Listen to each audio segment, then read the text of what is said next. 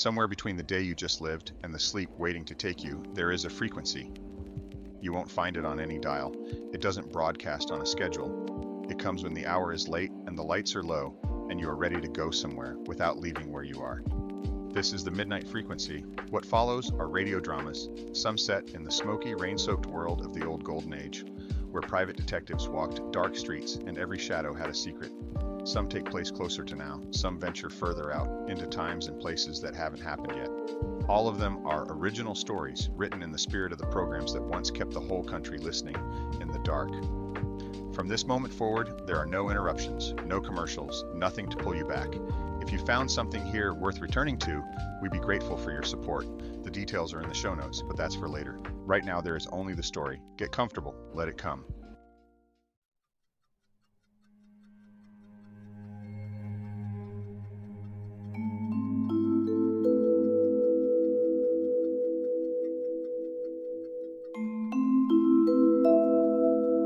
Consider Elias Mercer, a man of 51, a proofreader by trade, a widower by circumstance, and a believer, like most of us, in exactly one thing about the dead: that they are gone, that when a person stops, they stop, and the world closes over the place where they were like water over a dropped stone. Elias is about to rent an apartment. It is cheap, and the rent is not the strange part. The strange part is the rule. And the rule, as Elias will learn, is the only thing standing between a name and the dark. Tonight, a small story about the work that holds the world together, told where such stories are always told. On the midnight frequency. The building was the kind that the city forgets to tear down. 6 floors of tired brick on a street where the streetlights came on reluctantly. The apartment was on the top floor, 1 room and a window, and the window looked out over 1,000 other windows, most of them dark. The rent the landlady named was so low that Elias asked her to repeat it.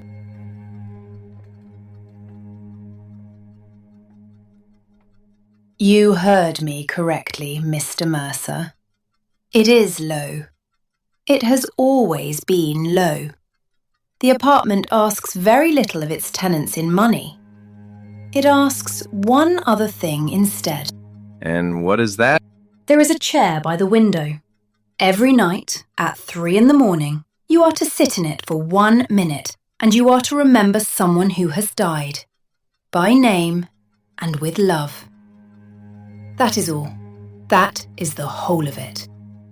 You are joking. I never joke about the rent. 1 name, 1 minute, 3 o'clock, every night, without fail. There is a card on the sill that says it more plainly than I can. Do read the last line, Mr. Mercer. People always skip the last line. Elias took the apartment, of course. A man does not turn down a roof at that price over a piece of eccentric superstition. He moved in his few boxes that weekend, and on the windowsill, under a film of dust, he found the card. Yellowed, typed on a machine that no longer exists. It said what she had said. 1 name, 1 minute, 3 o'clock. And then the last line, the one people always skip. The ones you forget, it said. Forget you back. The first night, Elias did not sit in the chair. He lay in the dark and listened to 3 o'clock come and go, and felt rather pleased with himself for being a rational man in an irrational building. The second night, he could not sleep, and at 3, feeling foolish, feeling watched by no one, he got up and sat in the chair by the window, and he said the only name that mattered. Marion. His wife. 11 years married, 2 years gone. He had spent those 2 years carefully not thinking about her, the way you carefully do not touch a burn. And now, ordered to by a card and a clock, he made himself remember. The way she hummed when she was lying. The gap in her front teeth she hated and he loved. The particular weight of her head on his shoulder on a train. 1 minute. And when it was over, Elias Mercer sat in the dark and wept for the first time since the funeral, and felt, against all reason, a little less alone. As though for 60 seconds someone had been in the room with him. As though remembering were not a one-way street. He kept the vigil after that.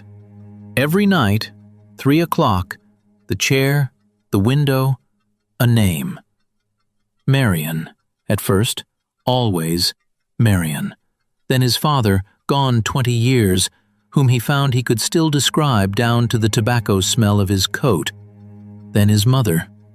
Then a boyhood friend, drowned at 14, a name Elias had not spoken aloud in 4 decades, and was astonished to find waiting for him, intact, the moment he reached for it. And then, one night, he ran out. He sat in the chair at 3 in the morning and realized he had remembered everyone he had ever lost. The well of his own dead was dry, and the card was very clear. 1 name every night without fail. So Elias did a strange thing. He began to read the obituaries. Strangers.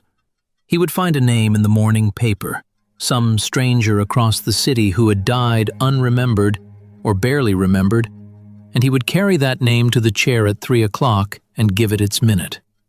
A woman named Dorothy Pine, 88, no surviving family. He remembered her with love, this woman he had never met, and meant it. A man named Theodore Acosta, a child whose name took the whole minute just to forgive the world for. And here is the thing Elias began to notice.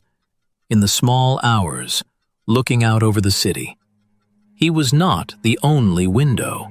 Here and there, across the dark, at exactly 3 o'clock, a light would be on.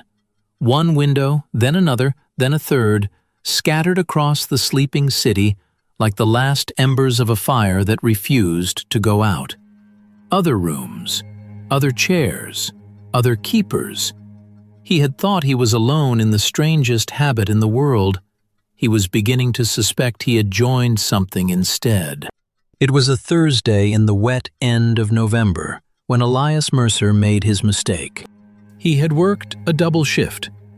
He had a cold coming on, and somewhere around 11 he poured himself a second drink, and then a third, and he thought, with the lazy contempt of a tired man, that one night would not matter, that it was superstition, that a grown man sitting in a chair talking to dead strangers was, when you said it plainly, a little mad.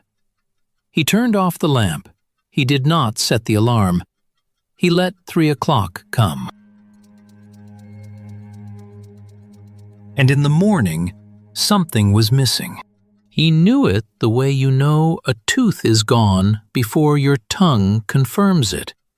He sat up in the gray light and reached, out of 2 years of habit, for Marion, for her face. And it would not come. No, come on. Marion. Your face. I can't. Why can't I see your face? He could remember that he had loved her. He could remember that there had been a gap in her teeth. But the whole of her, the living, moving warmth of her, the thing he had rebuilt night after night in the chair, had thinned overnight to a pencil sketch left in the rain. 1 missed minute.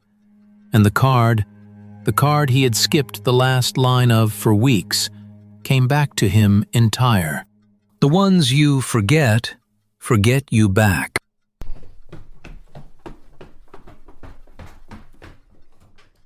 He found Mrs. Adair on the ground floor, in a parlor that smelled of dust and lavender, as though she had been waiting up for years. What is this place? What did I sign? I missed 1 night, and my wife she is going out like a coal. Tell me what this is. Sit down, Mr. Mercer. You have earned the answer. Most never ask. They simply keep all their lives and never once need to know why. The dead do not vanish when they die, Mr. Mercer. That is the great misunderstanding, and the whole world is built to believe it. They vanish when the last person who holds them with love, by name, finally lets go. A soul can outlast its body by a century, by 3 centuries, by as long as one living heart keeps a candle in the window for it. We are not mourning the dead in these chairs. We are keeping them lit. That is not. People forget. Everyone gets forgotten eventually. That is just what happens. And what do you think happens? In the moment, they are forgotten completely. When the last grandchild dies, when the last photograph is thrown out, when no mouth anywhere will ever shape the name again. They go out, Mr. Mercer. Not to heaven, not to anywhere.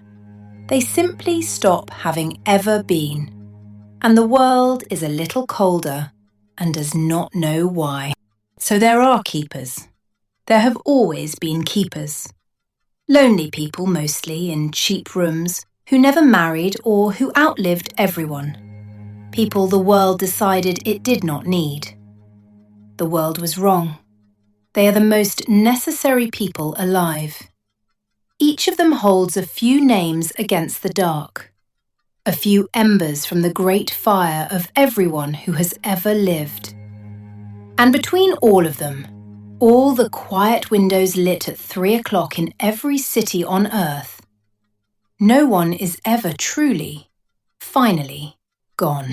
Elias Mercer looked at this old woman in her lavender parlor and understood all at once the size of the thing he had wandered into, that the cheapest apartment in the city was the most expensive address in creation, that the rent was not low, the rent was everything.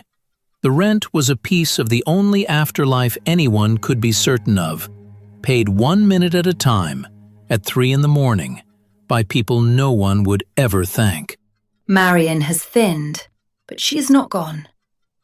You missed one night. Go upstairs tonight, and the next, and every night, and reach for her, and she will come back to you. Because you are still here, and you still love her. That is the secret, Mr. Mercer. That is the whole of the work. Love is not a feeling in this building. Love is attendance. Love is showing up at 3 in the morning for someone who can no longer show up for themselves. He went up.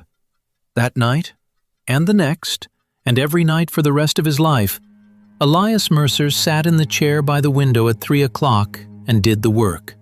Marion came back to him, whole, the gap in her teeth and the weight of her head and the humming when she lied, and he never lost her again. And he took on more. Year by year he gathered the unremembered the way other men gather stamps, the strangers from the obituaries, the names off old gravestones in the churchyard down the block, worn nearly smooth, that no living soul had spoken in 100 years. He learned them. He kept them. By the end he held 300 names, and he gave each of them their minute, cycling through the long ledger of his dead, night after night, a lonely man who had become, without anyone ever knowing it, one of the most crowded and connected souls on the earth, bound by love to a multitude, never alone in that small room again, not once, not ever. Elias Mercer died on a Tuesday in his 89th year, in the chair by the window at 3:01.